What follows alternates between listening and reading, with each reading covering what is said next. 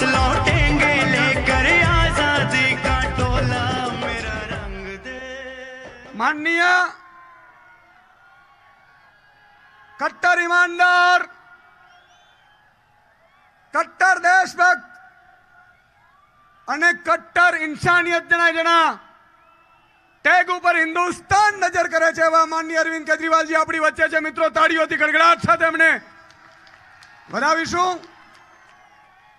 અને હું કહેતો હતો કે સલ્તનત સુધારવાનો આપણે મોકો આપીએ છીએ, નહીં તો આમ આદમીમાં એટલી તાકાત છે કે સલ્તનતને બદલી નાખીએ છીએ। અને એટલા માટે મિત્રો વધારે સમય ન લેતા માનનીય અરવિંદજી ને આપણે સાંભળવાના છે। અરવિંદ કેજરીવાલજી આજે દેશની ઉમ્મીદ છે।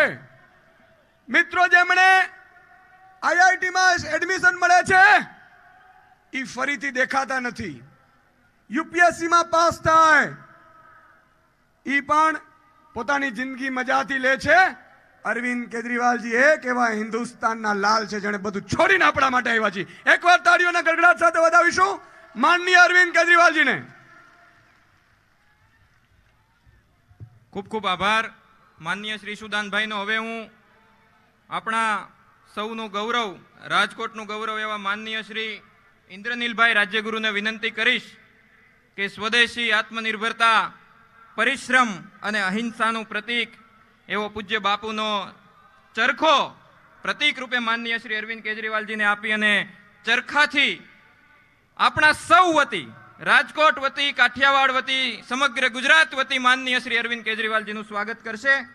આપણે આ પ્રસંગે બાપુના ચરણોમાં ઈશ્વરને પ્રાર્થના કરીએ કે ચરખાથી તમે જે ક્રાંતિ લાવવા માંગતા હતા, સ્વદેશીની ક્રાંતિ, આત્મનિર્ભરતાની ક્રાંતિ આપણા ભારતમાં જલ્દીથી સાકાર બને। સાથે સાથે હું પ્રદેશ સંગઠનના મહામંત્રી એવા માનનીય શ્રી અજીતભાઈ લોખીલ, રાજભા ઝાલા અને પ્રદેશ સંગઠનના ઉપાધ્યક્ષ એવા માનનીય શ્રી નિમિષાબેન ખૂંટને વિનંતી કરીશ કે ગુજરાતી ભાતીગળ સભ્યતાનું પ્રતીક એવી પાઘડી પહેરાવીને માનનીય શ્રી અરવિંદ કેજરીવાલજીને સન્માનિત કરશે। જોરદાર તાળીઓથી આપણે આપણા સૌ વતી આ સન્માન અને સ્વાગત અને અભિવાદન થઈ રહ્યું છે। જોરદાર તાળીઓથી આ સ્વાગતને વધાવીએ। હવે આગળની વાત કરવા માટે જેવી રીતે મેં વાત કરી કે આ ક્રાંતિમાં ઘણા બધા યુવાનો જોડાયા છે અને એમણે પોતાના જીવતરનો, પોતાના કરિયરનો, પોતાની કારકિર્દીનો, પોતાના ધંધા રોજગારનો ભોગ આપ્યો છે। તો આપણા સૌ માટે ગર્વ લેવા જેવી અને મસ્તક ઊંચું કરવા જેવી બાબત છે કે આપણા સૌ યુવાનોમાંથી એક એવો યુવાન કે જેમણે પોતાની યુવાન વયે પોતાના જીવનનું સર્વસ્વ હોમીને આપણા સૌ માટે, ગુજરાતની એક ક્રાંતિ માટે, ગુજરાતમાં સારા શિક્ષણ, આરોગ્ય માટે જજુમી રહ્યા છે। અને આપણા પ્રદેશ અધ્યક્ષ એવા હું માનનીય ગોપાલભાઈ ઇટાલિયાને હું વિનંતી કરીશ કે આવીને આપણને આગળનું માર્ગદર્શન કરે। જોરદાર તાળીઓથી આપણે ગોપાલભાઈને આવકારીએ। ગોપાલભાઈ।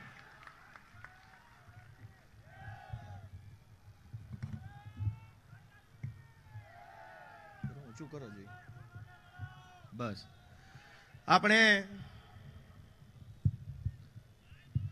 આજના આ કાર્યક્રમમાં અરવિંદ કેજરીવાલજી આપણી વચ્ચે મુખ્ય મહેમાન બનીને આવ્યા છે ત્યારે આપણને જેટલી ખુશી થઈ હોય એટલા ઉત્સાહથી એક જય ઘોષ અરવિંદ કેજરીવાલજીને આપણો જોશ અને જુસ્સો બતાવવાનો છે।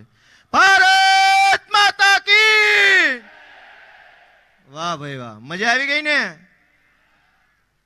આજના આ કાર્યક્રમમાં ઉપસ્થિત આપણા સૌના લોક લાડીલા, દેશના લોકપ્રિય મુખ્યમંત્રી અને આમ આદમી પાર્ટીના રાષ્ટ્રીય સંયોજક માનનીય અરવિંદ કેજરીવાલજીનું હું ગુજરાતમાં અને સૌરાષ્ટ્રની પવિત્ર ભૂમિમાં ખૂબ ખૂબ સ્વાગત કરું છું। આ સાથે મંચ ઉપર ઉપસ્થિત છે માનનીય આપણા પ્રદેશના પ્રભારી પ્રોફેસર ડોક્ટર સંદીપ પાઠક, આપણા ચૂંટણી પ્રભારી માનની ગુલાબસિંહ યાદવ, આપણા પ્રદેશના વરિષ્ઠ નેતા અને આપણા પાર્ટીના સંસ્થાપક કિશોર કાકા દેસાઈ, આપણા પ્રદેશના ઉપાધ્યક્ષ ભેમાભાઈ ચૌધરી, પ્રદેશના ઉપાધ્યક્ષ નિમિષાબેન ખૂંટ, આપણા સંગઠન મંત્રી અને રાજકોટના લોકલાડીલા નેતા માનની રાજભા ઝાલા અને એવા જ આપણા યુવાન ઉત્સાહી લોકલાડીલા પ્રદેશના સંગઠન મંત્રી માનની અજીતભાઈ લોખેલ અને એમની સાથે ઉપસ્થિત છે રાજકોટના શહેર પ્રમુખ શિવલાલભાઈ પટેલ, જિલ્લાના પ્રમુખ તેજસભાઈ ગાજીપરા, રાજકોટ શહેરના ક્રાંતિકારી યુવાન રાહુલભાઈ ભુવા અને તમામ વશરામભાઈ સાગઠિયા અને છેલ્લે જેમણે રાજકોટના માધ્યમથી આખા ગુજરાતની અંદર ભાજપને ઘર ભેગું કરવાનું બીડું ઉપાડ્યું છે એવા આપણા સૌના લોકલાડીલા ઇન્દ્રનીલભાઈ રાજ્યગુરુ, આ બધાનું હું ખૂબ ખૂબ સ્વાગત કરું છું.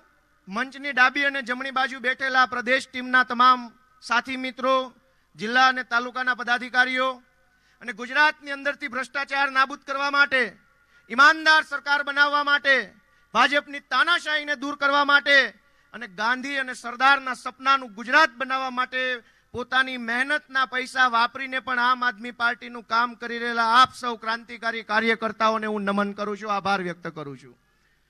આપણે ગર્વ લઈ શકીએ કે આજે આપણે સરકારી બસોનો ઉપયોગ કરીને આ સભામાં હાજરી આપવા માટે નથી આવ્યા. આપણે તો આપણા ઘરના પૈસે સ્વ ખર્ચે મહેનતની કમાણીથી અરવિંદ કેજરીવાલજી જેવા નેતાને સાંભળવા આવ્યા છે. આ ગુજરાતમાં ગર્વ લેવા જેવી બાબત છે. ત્યારે બહુ લાંબી વાત, કેમ કે મુખ્ય મહેમાન આપણા માનનીય અરવિંદજી વાત કરવાના છે, પરંતુ ગુજરાતમાં આપણે બધાએ ખૂબ મહેનત કરીને, ખૂબ સંઘર્ષ કરીને અને આપણે બધાએ આમ આદમી પાર્ટીને આગળ વધારવાની છે. ત્યારે આપ સૌને મારી વિનંતી છે કે આપણે ઘરે ઘરે જઈએ, એક એક ગામડા સુધી પહોંચીએ, એક એક પરિવાર સુધી આપણે આમ આદમી પાર્ટીની વિચારોને પહોંચાડીએ અને જેવી રીતે માનનીય ઈશુદાનભાઈએ અવાજ ઉઠાવ્યો અને હજારો ખેડૂતો માટે પોતાનો ક્રાંતિકારી અવાજ ઉઠાવી અને છેલ્લે જ્યારે એમને એમ લાગ્યું કે ભાઈ હવે ખાલી ટીવીના અવાજથી કામ નહીં થાય, ગ્રાઉન્ડમાં જઈને કડાકાન ભડાકા કરવા પડશે, એવું આપણે બધાએ પણ હવે કરવાની જરૂર છે. તો હું સૌનો અહીંયા દૂર દૂરથી પધારવા બદલ, તડકામાં વહેલા નીકળ્યા હશો, કંઈક અગવડતા સગવડતા પડી હશે, છતાંય આટલા ઉત્સાહથી, આટલા જોશ જુસ્સાથી આપ સૌ અહીંયા પધાર્યા છો. સૌનું હું સ્વાગત કરું છું, સૌનો આભાર માનું છું. આટલી સુંદર વ્યવસ્થા ગોઠવવા બદલ પોલીસ પરિવાર મિત્રોનો પણ હું ખૂબ ખૂબ આભાર માનું છું. મીડિયા સાથીઓનો પણ આપણે ખૂબ ખૂબ આભાર વ્યક્ત કરીએ છીએ અને સૌને જય શ્રી કૃષ્ણ સાથે મારી વાત પૂરી કરું છું. ખૂબ ખૂબ આભાર ગોપાલભાઈ. હવે આગળના મહાનુભાવોને આપણે સાંભળવા છે. આપણને સૌને પેટ્રોલના, ડીઝલના ભાવ નડે છે, મોંઘવારી નડે છે, પણ આમાંથી તમામ મિત્રોને ખબર છે કે ઇન્દ્રનીલભાઈને આમાંનું કોઈ નડે એવું લાગે છે? તમને નથી ને? સૌ મિત્રો ઇન્દ્રનીલભાઈને ઓળખો છો ને? મારે આ વાત એટલા માટે કરવી છે કે આપણી વચ્ચે એક એવો વ્યક્તિ છે આ પરિવારમાં કે જેણે પોતાની પીડા નથી જોઈ પણ પારકી પીડા જોઈને આ રસ્તો પસંદ કરેલો છે. જેમણે સત્તાનો સુવાળો અને સરળ રસ્તો નથી પસંદ કર્યો, પરંતુ સંઘર્ષનો ખરબચડો અને કાટાળો રસ્તો પસંદ કર્યો છે. એવા આપણા રાજકોટનું ગૌરવ, રાજકોટનું રતન એવા માનનીય શ્રી ઇન્દ્રનીલભાઈ રાજ્યગુરુને હું વિનંતી કરીશ કે આપણને આગળનું માર્ગદર્શન કરે. જોરદાર તાળીઓથી આપણે ઇન્દ્રનીલભાઈને આવકારીએ. ઇન્દ્રનીલભાઈ રાજ્યગુરુ.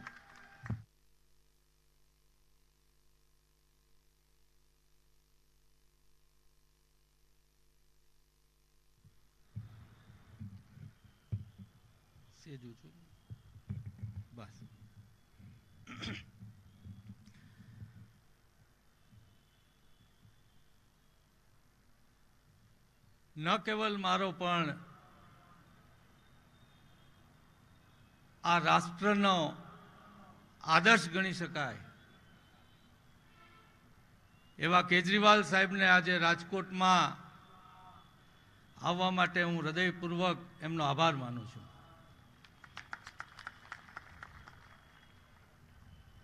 સાથે આપના પ્રદેશ પ્રમુખ ગોપાલભાઈ, પાઠક સાહેબ, ગુલાબભાઈ, ઈસુદાનભાઈ, ભાઈ શ્રી ભંડેરીભાઈ અને સૌ ઉપસ્થિત કાકા, પૂર્વ પ્રમુખ શ્રી, બધાના નામ નથી લેતો, સમય જેટલો હું ઓછો લઈ શકું એટલો પ્રયત્ન કરીશ. મારે તમને બધાને પૂછવું છે કે ભાજપથી થાક્યા છો? કોંગ્રેસ કઈ કરી શકે એમ છે?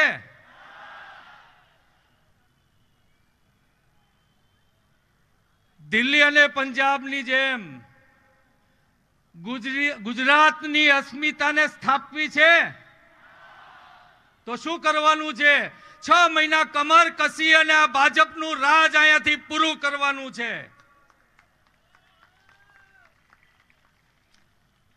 કોંગ્રેસના અને ભાજપના 72 વર્ષમાં શાસનમાં રાજકારણ શબ્દને શરમનાક બનાવી નાખવામાં આવ્યો છે. રાજકારણી નામ પડે તો લોકોને ગમે નહીં કે રાજકારણી એવો શરમનાક શબ્દ કરી નાખવામાં આવ્યો છે. રાજકારણ એટલે શું? લોકો માટે જે સારું વિચારે અને રાજ કરતા હોય એને રાજકારણ કહેવાય. અને મને ગૌરવ છે કે આજે હું એવા સ્ટેજ ઉપરથી બોલી રહ્યો છું કે જ્યાં ખરા અર્થનું રાજકારણ, એક આમ આદમી માટેનું રાજકારણ આ આમ આદમી પાર્ટી કરી રહી છે. હું એ સ્ટેજ ઉપર ઊભો છું એનું મને ખૂબ આજે ગૌરવ છે. કાયમ તમે સાંભળશો ભાજપ કહેશે અમે કોંગ્રેસ કરતા સારા એટલે અમને મત આપો. કોંગ્રેસ કહેશે કે અમે ભાજપ કરતા સારા એટલે અમને મત આપો. આ એક આમ આદમી પાર્ટી એવી દેખાણી ને એટલે હું એમાં આવ્યો કે આમ આદમી પાર્ટી કેજરીવાલજી એવું કહે છે કે અમે લોકો માટે સારા છીએ એટલે અમને મત આપો.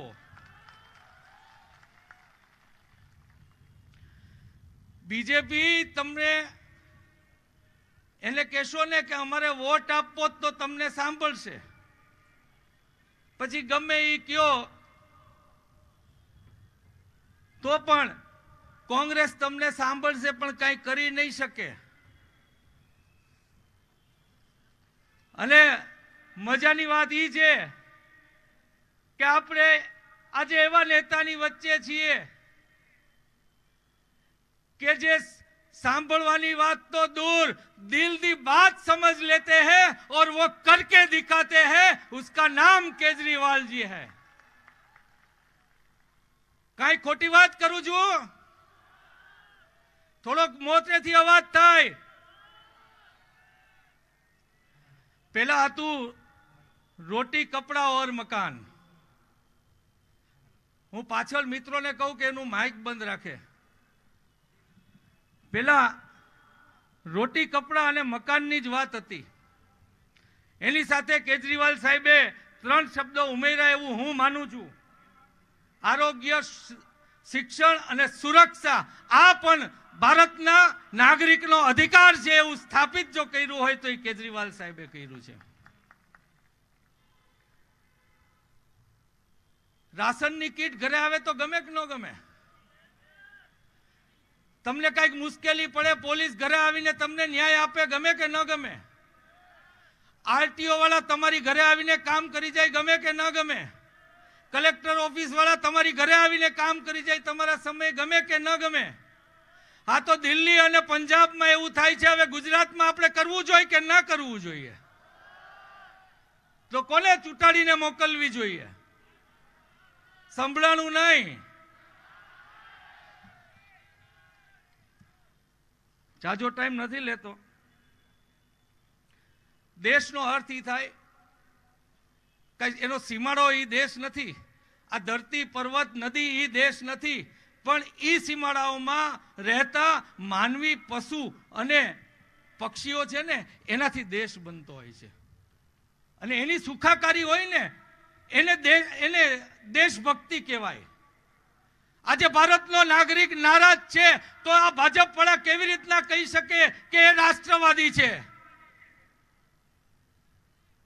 એક કટ્ટર રાષ્ટ્રવાદ ની સ્થાપન કરી હોય તો કેજરીવાલ સાહેબ છે અને મને એનો ખૂબ ગૌરવ છે અને એટલે હું આ પાર્ટીમાં જોડાણો છું.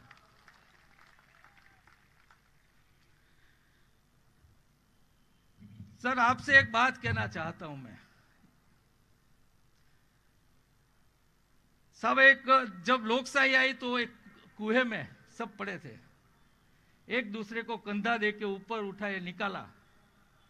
वो पहले निकलने वालों में से मैं भी एक था. काफी लोग निकले, आगे चले गए, थोड़े पैसे वाले हो गए, थोड़े आगे चले गए, थोड़े मिडिल क्लास थोड़े आगे चले गए. लेकिन सब मिलने के बाद भी मैं कुएं के नजदीक खड़ा था कि मैं अभी जो अंदर है उसको निकालूं. और इसलिए मैं पॉलिटिक्स में रहा सर. लेकिन मैं उम्मीद खो बैठा था, एमएलए बना विधानसभा में बोलने का कोई अर्थ ही नहीं है, ऐसा मान के मैं घर पे बैठा था सर 3 साल में घर में बैठा। सर आप उम्मीद लेके आया, मैं घर से निकला हूं ये लोगों का काम करने के लिए कि जो बाकी के लोग कुएं में पड़े उसको हाथ देके मैं कैसे निकालूं, उसके लिए मैं फिर से आपसे उम्मीद लेके मैं चला और मुझे आज खूब खुशी है। आज ये जनमेदनी बोल रही है, आज ये जनमेदनी भाजपा को जवाब दे रही है, उसका मुझे गौरव है।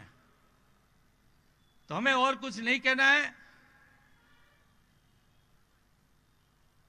आप सबको मैं शुक्रिया अदा करता हूं और आखिरी बार पूछ लेता हूं, जोश से थोड़ा जवाब दीजिएगा। थोड़े गांधीनगर में बैठे हैं, उन लोगों को भी पता चले हमें जीतना है, लोगों के लिए जीतना है, एक कट्टर राष्ट्रवाद के लिए जीतना है, तो कमर कस के 6 महीने काम करेंगे। आप सबका धन्यवाद और रिजल्ट पे हमारा ये नाच सुनाई देगा सबको, इतनी आशा रख के आप सबसे नम्र विनंती करता हूं और बैठता हूं। आप सबका आभार। जय हिंद।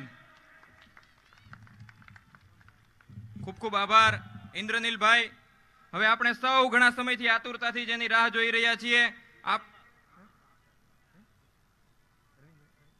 આપણે સૌ જાણીએ છીએ, હમણાં વાત કરી કે મોંઘવારીની વાત કરી, શિક્ષણની વાત કરી, આગળના વક્તાઓએ આરોગ્યની વાત કરી।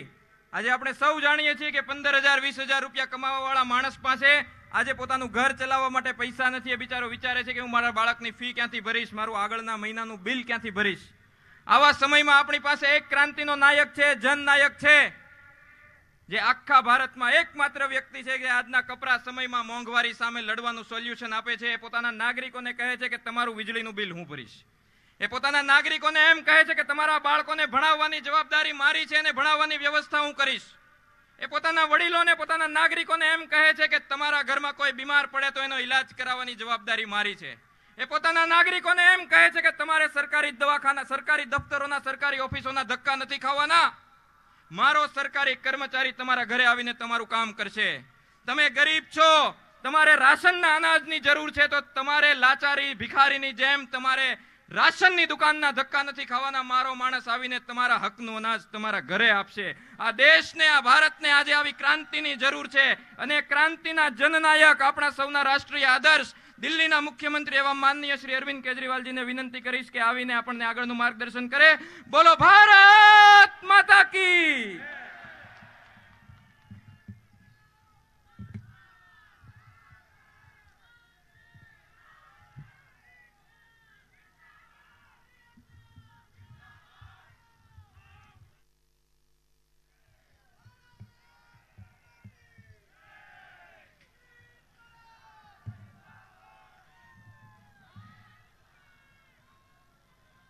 एक बार जोर से, पूरे दिल से भारत माता का जयकारा लगाएंगे। सब लोग मुट्ठी बंद करेंगे, हाथ ऊपर करेंगे और पूरे दिल से बोलेंगे, भारत माता की, भारत माता की, इनकलाब, इनकलाब, वंदे वंदे। इतनी भारी संख्या में मैं देख रहा हूं चारों तरफ, इतनी भारी संख्या में राजकोट से और आसपास से आए हुए सभी भाइयों, बहनों, माताओं, बुजुर्गों, बच्चों, आप सब लोगों को मेरा नमस्कार, सबको मेरा प्रणाम। सबसे पहले शुक्रिया अदा करना चाहता हूं, आप लोग इतनी भारी संख्या में आए हैं आज यहाँ पे मुझे सुनने के लिए, हम सबको सुनने के लिए, इसके लिए तहे दिल से बहुत बहुत शुक्रिया।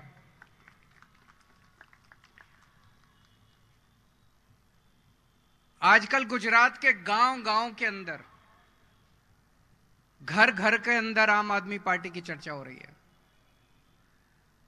पिछले 2-3 महीनों में मेरा भी कई बार आना हुआ, हमारे कार्यकर्ता भी गांव-गांव में जा रहे हैं, घर-घर में जा रहे हैं, चारों तरफ आम आदमी पार्टी की चर्चा है।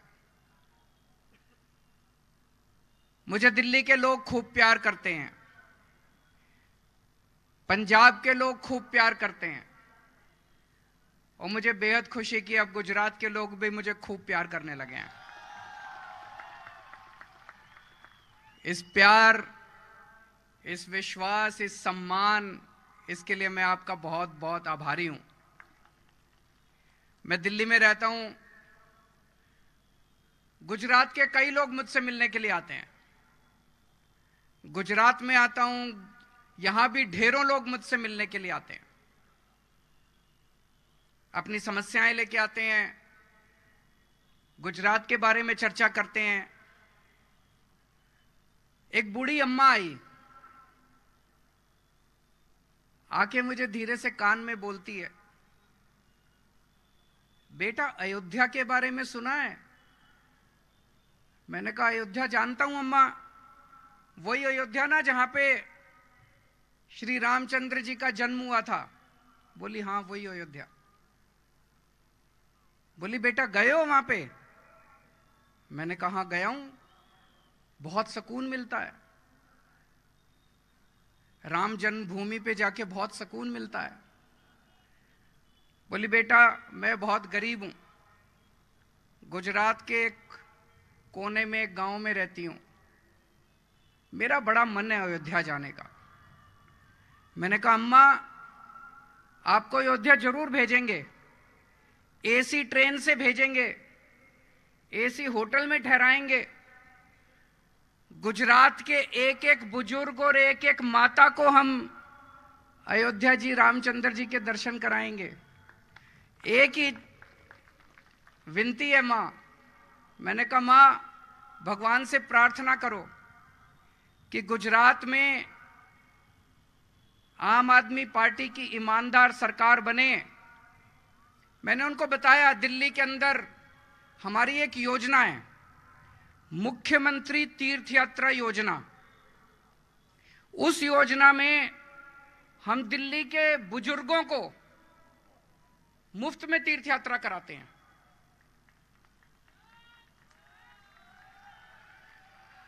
हमारे बूढ़े माता पिता, बूढ़ी मां, बूढ़े बुजुर्ग, उनको हम एसी ट्रेन में लेके जाते हैं, एसी होटल में ठहराते हैं, आना जाना खाना पीना सब मुफ्त।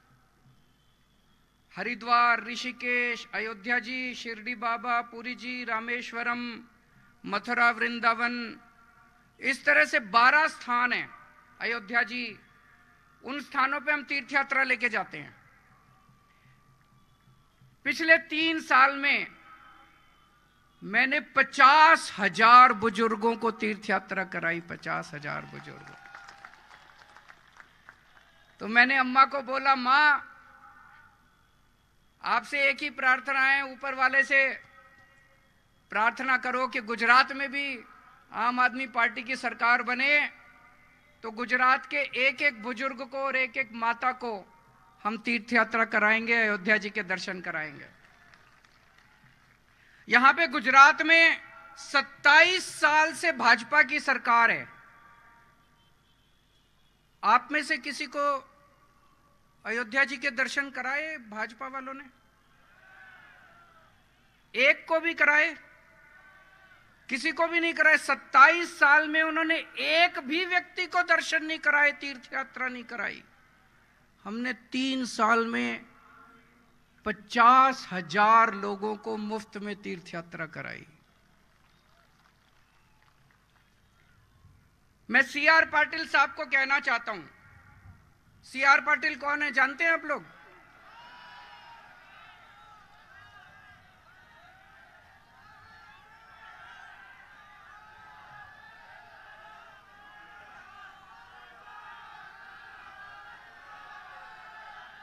सीआर पाटिल गुजरात के भारतीय जनता पार्टी के अध्यक्ष हैं।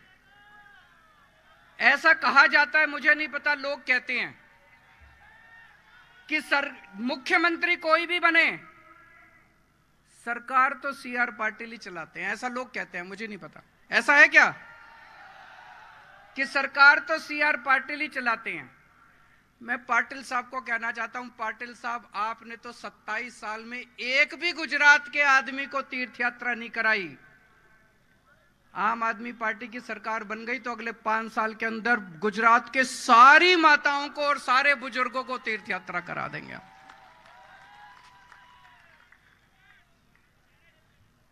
मुझे राजनीति करनी नहीं आती, मुझे काम करना आता है।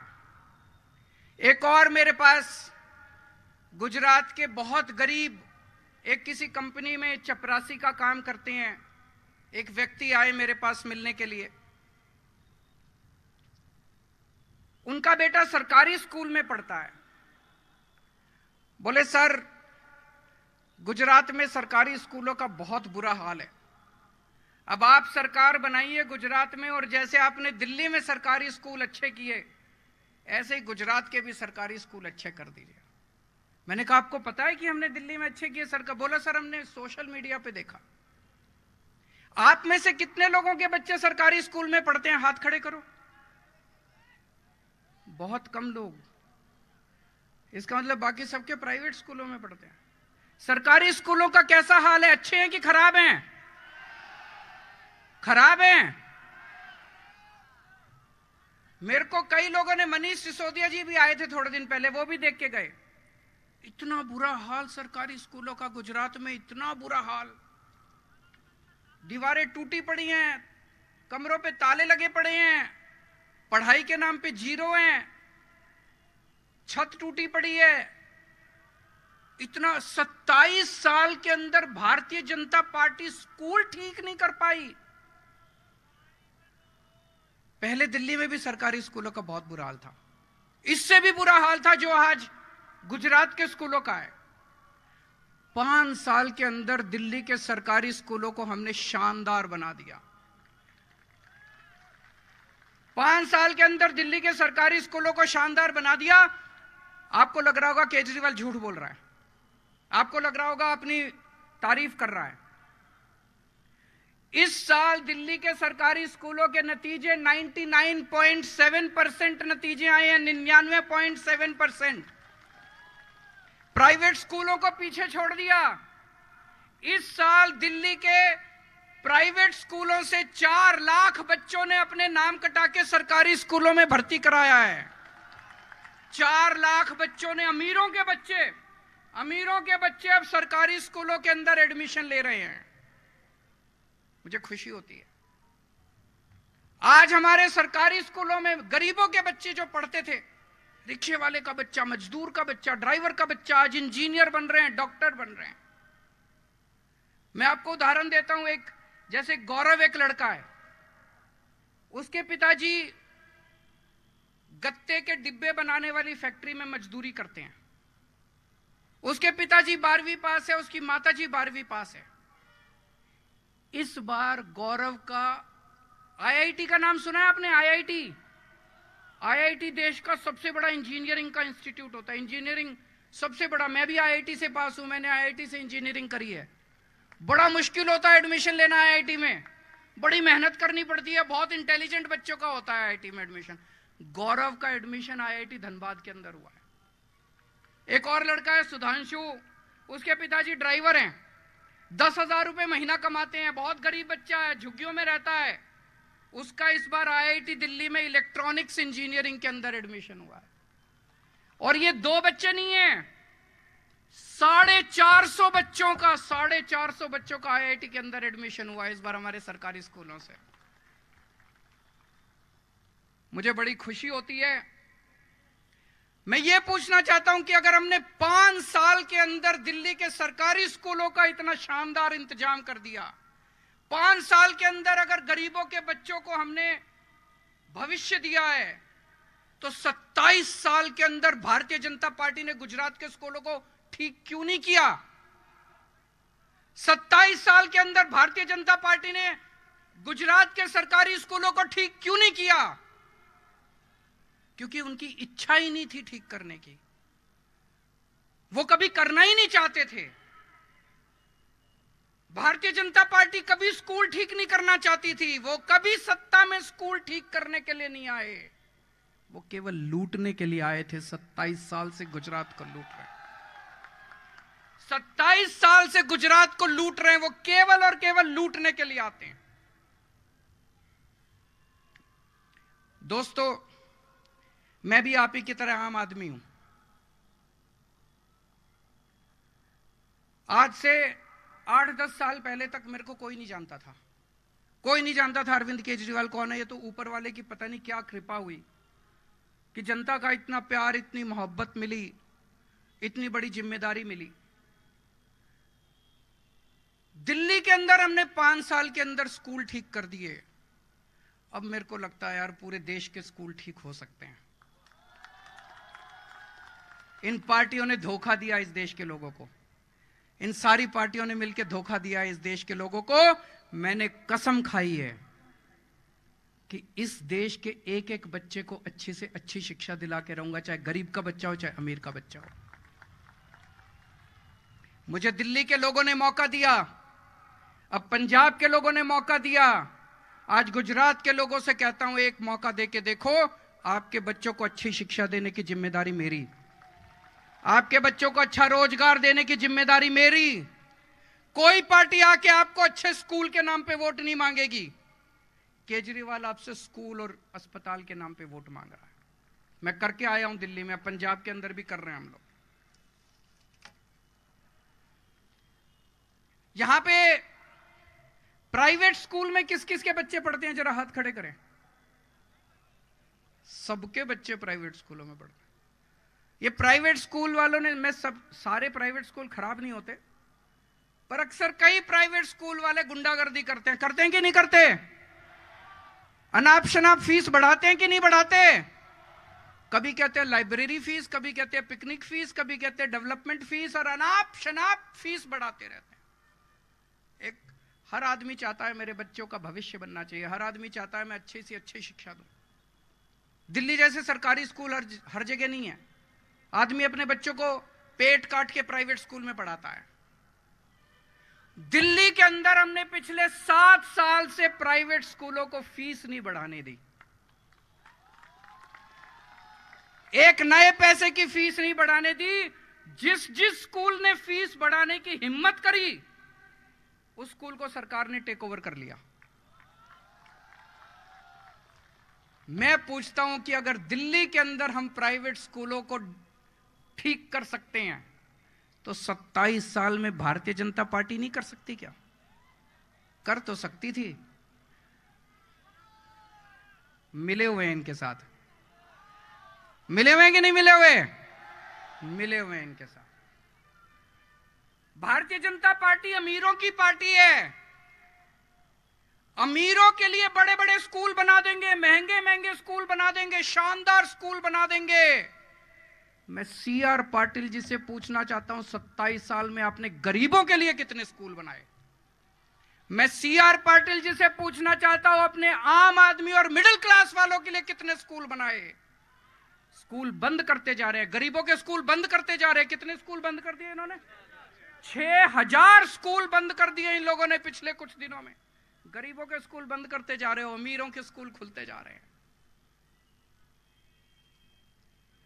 अभी मैं देख रहा था, CR पाटिल जी कह रहे थे केजरीवाल ठग है। सुना आपने? एक भाषण में के बोले एक दिल्ली से महाठग आता है, केजरीवाल ठग है। मैं आपसे पूछना चाहता हूं, मैं ठग हूं? मैं आपसे पूछना चाहता हूं कि कोई ठग सरकारी स्कूल ठीक करता है? कोई ठग बच्चों की शिक्षा की बात करता है? कोई ठग लोगों के अस्पताल की बात करता है? कोई ठग लोगों को अच्छी शिक्षा देने की बात? मैं आपको ठग नजर आता हूं? मैं आपसे पूछे, जिन जिन लोगों को लगता है केजरीवाल ठग है, हाथ खड़े करें। जिन जिन लोगों को लगता है CR पाटिल ठग है, हाथ खड़े करें। ये कैमरे वाले जरा दिखा दें, जरा मोड़ दें कैमरे वाले और दिखा दें कि CR पाटिल के बारे में गुजरात की जनता क्या सोचती है। जिन जिन लोगों को लगता है कि CR पाटिल ठग है, हाथ खड़े करें जोर से। कैमरे वाले मुझे पता है आप दिखा नहीं पाओगे, आपका टीवी चैनल बंद करा देंगे वो, लेकिन फिर भी एक बारी रिकॉर्डिंग तो कर ही लो।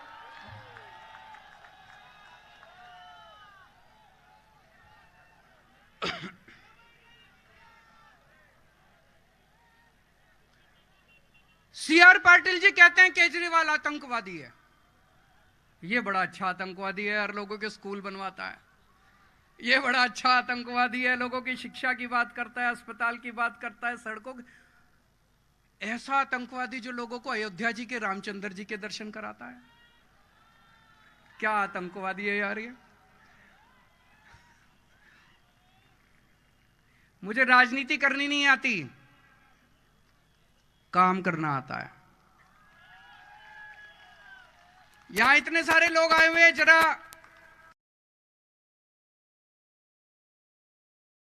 हाथ खड़े कर दें।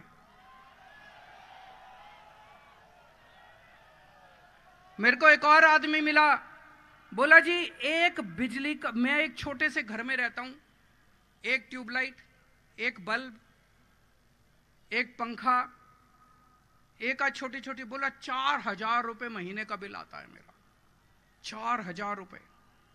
आपको पता है दिल्ली में बिजली फ्री मिलती है? किस किस को पता है कि दिल्ली में बिजली फ्री मिलती है? बिजली फ्री चाहिए कि नहीं चाहिए? किस किस को चाहिए बिजली फ्री? ये बिजली फ्री नहीं देंगे आपको। क्यों नहीं देंगे? सारे पैसे खा जाते हैं। बिजली फ्री देने वाली सरकार चाहिए कि पैसे खाने वाली सरकार चाहिए? फ्री देने वाली सरकार चाहिए तो आम आदमी पार्टी को लेके आओ। आम आदमी पार्टी को लेके आओ, 24 घंटे बिजली देंगे, फ्री बिजली देंगे। ये आपको कभी फ्री बिजली नहीं देंगे। आजकल महंगाई इतनी ज्यादा हो गई, घर में कोई बीमार हो जाए, भगवान ना करे किसी के घर में कोई बीमार हो, भगवान सबको सुखी रखे, स्वस्थ रखे, लेकिन अगर घर में कोई बीमार हो जाए, थोड़ी सी बड़ी बीमारी हो जाए, कैंसर हो जाए, हार्ट अटैक हो जाए, ब्रेन स्ट्रोक हो जाए, इतना महंगा इलाज हो गया, इतना महंगा इलाज हो गया, जमीन बिक जाती है, जायदाद बिक जाती है, जेवर बिक जाते हैं, सारी जमा पूंजी सब बिक जाती है, आदमी बर्बाद हो जाता है। और कई लोगों को तो आत्महत्या करनी पड़ती है। दिल्ली में हमने 2 करोड़ लोग दिल्ली के हैं, दिल्ली के 2 करोड़ लोगों का सारा इलाज मुफ्त कर दिया हम लोगों ने। किसी को छोटा सा बुखार हो, उसका इलाज भी मुफ्त। किसी को बड़ी से बड़ी बीमारी हो जाए, 30 लाख, 40 लाख, 50 लाख का भी खर्चा आए, वो भी सारा मुफ्त। सारे टेस्ट मुफ्त, सारा इलाज मुफ्त, सारा। यहां पे सरकारी अस्पतालों का क्या हाल है? बुरा हाल है, मुझे बताया गया, बहुत बुरा हाल है। पहले दिल्ली के सरकारी अस्पताल भी बहुत खराब थे, हमने आज शानदार सरकारी अस्पताल बना दिए। लोग अब अपोलो, मैक्स, बड़े बड़े अस्पतालों में नहीं जाते, सरकारी अस्पतालों में जाते हैं। हमने ढेरों मोहल्ला क्लिनिक खोले, मोहल्ला क्लिनिक में जाते हैं अपना इलाज कराने के लिए। आज गुजरात के कुछ बच्चे मेरे से मिलने के लिए आए, बोले सर यहां पे रोजगार नहीं है, रोजगार के, पढ़े लिखे बच्चे बिना रोजगार के घूम रहे हैं। पिछले 5 साल में दिल्ली में हम लोगों ने 12 लाख बच्चों को रोजगार दिलवाया है, 12 लाख बच्चों को, और अगले 5 साल में 20 लाख बच्चों को रोजगार दिलाने का काम कर रहे हैं हम लोग। तो अगर रोजगार चाहिए तो आम आदमी पार्टी दिला सकती है। और मैंने सुना यहां पे पेपर बहुत फूटते हैं, फूटते हैं मतलब लीक होते हैं। मेरे को पता चला गुजराती में उसको फूटना कहते हैं, कि पेपर बहुत फूटते हैं, पेपर बहुत लीक होते हैं। मेरे को अभी लिस्ट दे रहे थे, इतनी सारी, ये इतने पेपर फूटे अभी तक। 2014 में जीपीएससी मुख्य अधिकारी का पेपर फूटा, 2015 में तलाटी परीक्षा लीक हो गई, 2016 में तलाटी सुरेंद्र नगर गांधीनगर परीक्षा लीक हो गई, 2018 में टीईटी शिक्षक योग्यता परीक्षा लीक हो गई, 2018 में मुख्य सेविका परीक्षा फूटा, 2018 में नायब चिटनीस, इतनी लंबी लिस्ट है, सारे पेपर फूट जाते हैं। सारे पेपर लीक हो जाते हैं। मैं पाटिल जी से कहना चाहता हूं, एक पेपर नहीं तुमसे ठीक से होते, तुम सरकार क्या चलाओगे? तुमसे एक पेपर नहीं होते, तुमसे एक पेपर ढंग से नहीं होते, पेपर का आयोजन ढंग से नहीं होता, तुम सरकार क्या चलाओगे? और मैं आपसे पूछना चाहता हूं, ये पेपर लीक कौन करवाता है? इसके पीछे कौन लोग हैं? कोई जेल नहीं जाता, किसी को जेल नहीं होती, पेपर फूटते हैं, फिर और पेपर फूटते, जनता, बच्चों का भविष्य खराब हो रहा है, बच्चों का भविष्य खराब हो रहा है। मुझे राजनीति करनी नहीं आती, काम करना आता है। अगर आपको स्कूल चाहिए, अस्पताल चाहिए, बिजली चाहिए, पानी चाहिए, रोजगार चाहिए, आप मुझे वोट दे देना। आपको भ्रष्टाचार चाहिए, गुंडागर्दी चाहिए, लफंगई चाहिए, राजनीति चाहिए, उनको वोट दे देना। मैं पढ़ा लिखा हूं, इंजीनियर हूं, ईमानदार हूं, देशभक्त हूं, अच्छी सरकार चलानी आती है। आम आदमी पार्टी शरीफों की पार्टी है, ईमानदार लोगों की पार्टी है, देशभक्त लोगों की पार्टी है। इनको अहंकार बहुत हो गया है बीजेपी वालों को। 27 साल हो गए, इनको लगता है अब इनकी सरकार कोई नहीं ला सकता। मेरी आप सब लोगों से विनती है, कम से कम इनका अहंकार तोड़ने के लिए एक बार, इस बार आम आदमी पार्टी को वोट दे दीजिए। अगर हम अच्छा काम ना करें तो अगली बार आप इनको वोट दे देना। मैं 2-3 बार आया, इतनी ज्यादा इन लोगों को मेरे से चिढ़ हो गई, मेरे को इतनी गंदी गंदी गालियां दे रहे हैं। अब इन्होंने, हम गांव गांव में जा रहे हैं हमारे कार्यकर्ता, इन्होंने हमारे एलईडी वैन तोड़ दी है। वो जो होती है ना प्रोजेक्शन वाली वैन जिस पे पिक्चर दिखाते हैं, वो हमारी वैन तोड़ दी। हमारे लोगों के ऊपर पिटाई कर रहे हैं, जगह जगह हमारे कार्यकर्ताओं की पिटाई कर रहे हैं। पाटिल साहब, ये क्या है? ये तो अच्छी बात नहीं है। गुजरात के लोग तो बहुत अच्छे हैं, गुजरात के लोग ये पसंद नहीं करते। आप ऐसे चुनाव जीतना चाहते हो, इस तरह की गुंडागर्दी करके चुनाव जीतना चाहते हो, इस तरह की लफंगाई करके चुनाव जीतना चाहते हो, ये अच्छी बात नहीं है। मैं आपको आके ये कह रहा हूं कि मैंने दिल्ली में ऐसे कर दिया, मैंने स्कूल खोल दिया, मैंने अस्पताल खोल दिया, मैंने ये कर दिया, वो कर दिया। आप भी अपने काम बताओ। आप अपने काम क्यों नहीं बताते? कोई काम किया ही नहीं, 27 साल में कोई काम किया ही नहीं, इसीलिए डरा रहे हैं। डरा के, धमका के, इस तरह से ये चुनाव जीतना चाहते हैं। ये तो अच्छी चीज नहीं है, ये तो गलत चीज है। अभी एक कांग्रेस का बहुत बड़ा नेता हमारी पार्टी ज्वाइन करना चाहता था। बीजेपी वालों को पता चल गया, बात लीक हो गई, तो बीजेपी वालों का उसके पास फोन आया, बोले खबरदार आम आदमी पार्टी में गया तो कांग्रेस में ही रहे। बीजेपी वाले उसको कह रहे हैं कांग्रेस में ही रहे। तो उसने कहा कि कांग्रेस में रहूं क्यों? बोले नहीं, कांग्रेस हमारी छोटी बहन है। तो ये जो भाई बहन का प्रेम है, ये इसने गुजरात को बर्बाद कर दिया। अब इन दोनों भाई और बहन दोनों को हटाओ और आम आदमी पार्टी की सरकार लेके आओ। मैं गुजरात के लोग 3 प्रश्न पूछना चाहते हैं पाटिल साहब से। मुझे बताना आप पूछना चाहते। पहला प्रश्न, 27 साल के बाद भी आज गुजरात के सरकारी स्कूलों का इतना बुरा हाल क्यों है? पूछना चाहिए कि नहीं पूछना चाहिए? पाटिल साहब इसका जवाब देना। अगर आप सुन रहे हैं तो मुझे पक्का यकीन है वो जरूर टीवी पे देख रहे होंगे। तो पहला प्रश्न, 27 साल के बाद भी आज गुजरात के स्कूलों का इतना बुरा हाल क्यों है? गुजरात की जनता आपसे पूछना चाहती है। दूसरा, सारे पेपर फूटते क्यों हैं? पाटिल साहब जवाब दो। आपको पेपर करवाने आते नहीं हैं या क्या माजरा है? सारे पेपर फूटते क्यों हैं?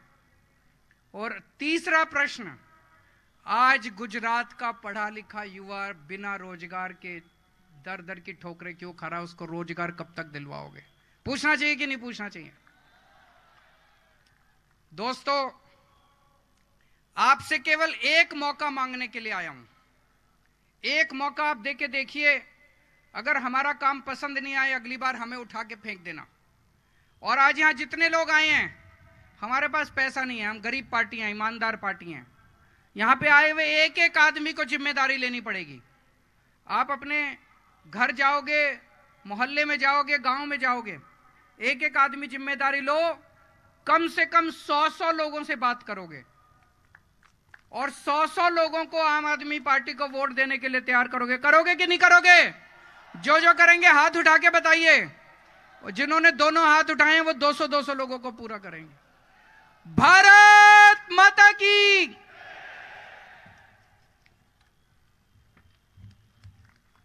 ખૂબ ખૂબ આભાર. સરે એક વાત કરી એક મોકાની.